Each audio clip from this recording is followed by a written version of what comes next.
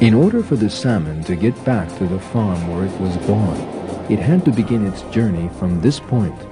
That is, from the point where the Redwood Creek flowed into the ocean.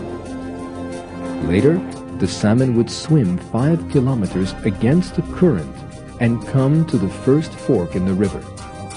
At this fork, it would make the right decision and go to the north, but further on, there would be an even more difficult branching.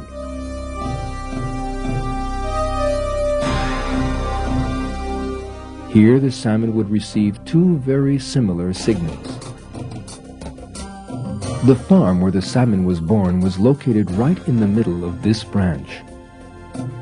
The first choice for the salmon would have been to go to the right because the water flowing from it came from that direction. But for some reason, it chose to go to the left and began to approach the farm from behind.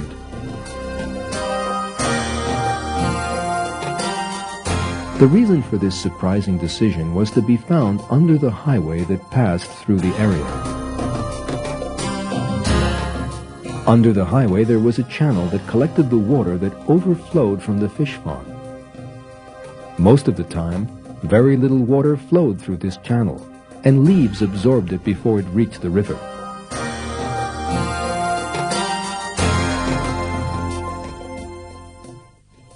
But this year there had been a lot of rain, and as a result, the water in the channel was able to reach the river.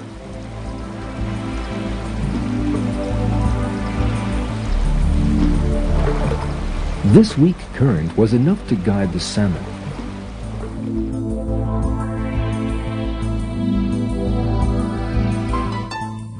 It must have recognized the smell, followed it from the river, and made its way through the overflow channel, having to swim and crawl its way through the 5 to 10 centimeters deep water.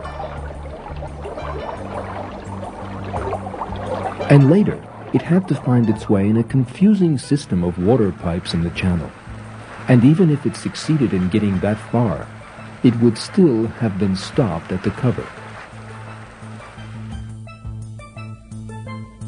It must have been squeezed in the concrete channel located inside this wooden track.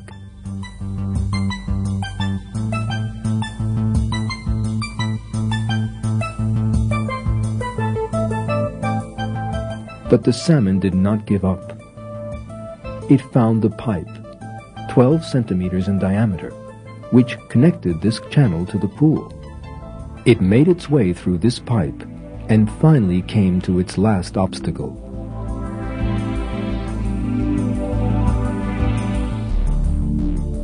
It overcame this obstacle by hitting its head against it with great force.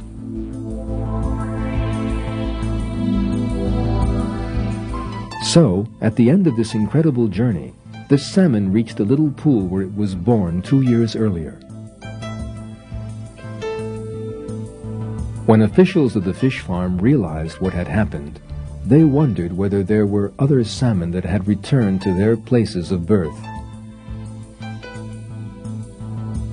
In order to see what they might find, they took up the wooden planks and looked in the channel underneath.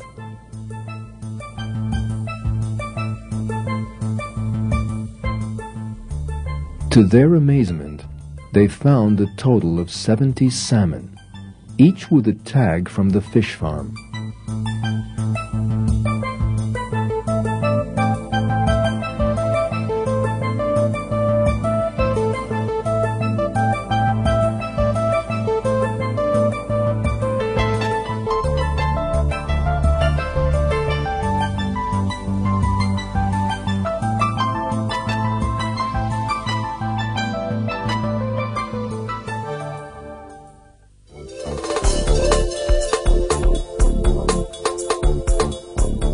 This extraordinary story of the salmon gives us an important proof of the creation.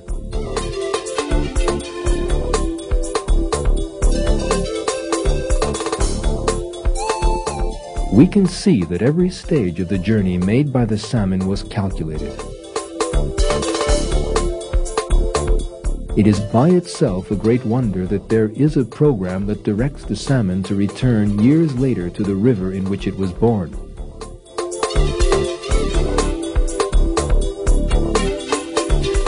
Besides this, it is certainly not by chance that the salmon possesses a natural compass that allows it to find its way in the ocean, or that it has the most sensitive sense of smell in the world.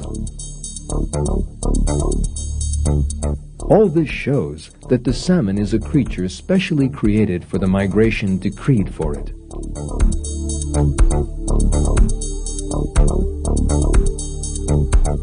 The one who created the salmon with all its extraordinary capabilities is Allah, the creator of all living things and the Lord of all the worlds.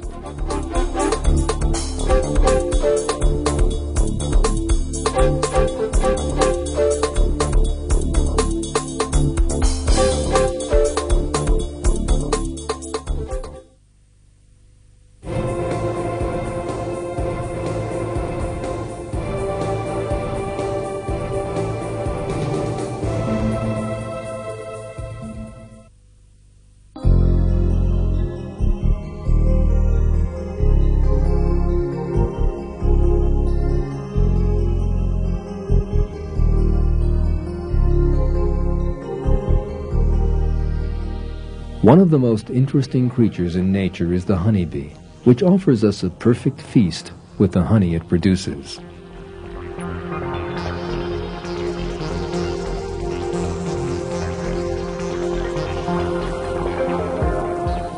Honeybees live in colonies in hives they construct with great care.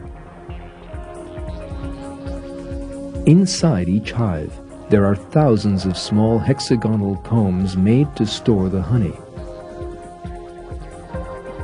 In order to fill these combs with honey, the bees have to collect nectar from flowers.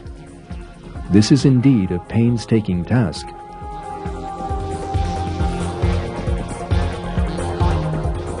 The latest scientific research has revealed that in order to produce half a kilo of honey, the bees must visit about 4 million individual flowers. Finding these flowers is in itself a difficult job. For this, the bees appoint some scouts and foragers from among their number.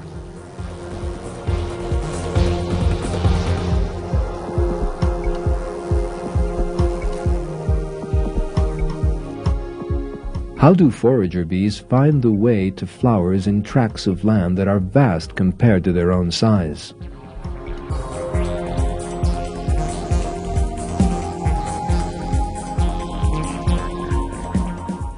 How do they find their way back to the hive without getting lost? How do they explain to the other bees the way to the source of the flowers? When we examine these questions, we come up with some very interesting facts. On the screen you see a bee that has discovered a source of flowers. The job of this forager bee is to return to the hive and inform the other bees of the place where it found the flowers. As soon as the forager bee returns to its hive, it starts to describe the location of the flower's source it has discovered to the other bees.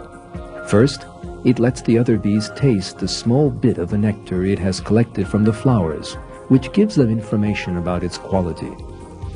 Then it begins its main task, describing the direction to the flowers. It does this in